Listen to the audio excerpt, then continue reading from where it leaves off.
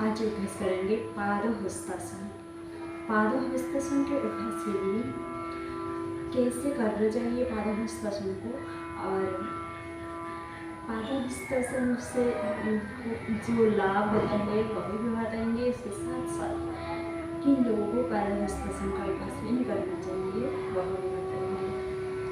तब चलिए शुरुआत करते हैं पादहस्तासन का।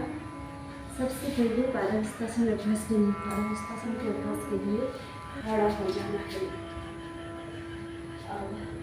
खड़ा होना है और साइड से घूमते हुए करने से अच्छा रहेगा, इसलिए साइड पादहस्तासन के अभ्यास के लिए दोनों हाथों को भी साइड में रखेंगे और सांस अंदर भरते हुए दोनों हाथों को ऊपर की ओर ले जाएंगे। सांस बाहर छोड़ते हुए धीरे धीरे दोनों हाथों को नीचे ले आएंगे। दोनों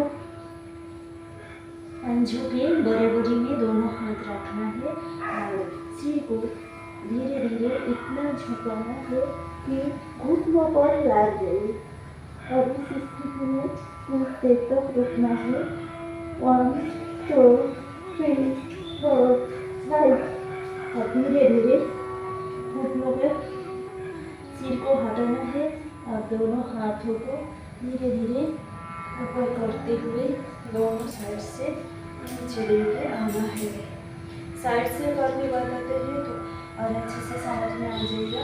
दोनों पैर की पंजों को सामने रखना है और दोनों हाथ सामने रखना है और सांस अंदर छोड़ते हुए धीरे धीरे हाथों को सांस छोड़ते हुए धीरे धीरे दोनों हाथों को दोनों पंजों के बराबरी में रखना है और सिर को घुटनों पर लगाना है और इस स्थिति में कुछ देर तक रुकना है। 1 2 3 4 5 और धीरे धीरे सिर को घुटनों से हटाना है। सांस लेते हुए दोनों हाथ सांस लेते हुए ऊपर उठाना है और सांस छोड़ते हुए दोनों हाथों को साइड से नीचे लेके आना है। कुछ देर तक रिलैक्स कर सकते हैं तो रिलैक्स कर लीजिए। पादहस्तासन के कुछ लाभ जो है, पादहस्तासन के अभ्यास से पेट और कमर स्वस्थ बनता है। गतिविधि के लिए सर्वोत्तम आसन है पादहस्तासन का अभ्यास। और जिन लोगों को कमर में ज़्यादा प्रॉब्लम है, कमर दर्द ज़्यादा है, उन लोगों को पादहस्तासन का अभ्यास नहीं करना चाहिए। और जिनको घुटनों में प्रॉब्लम है उनको भी पादहस्तासन का अभ्यास नहीं करना चाहिए।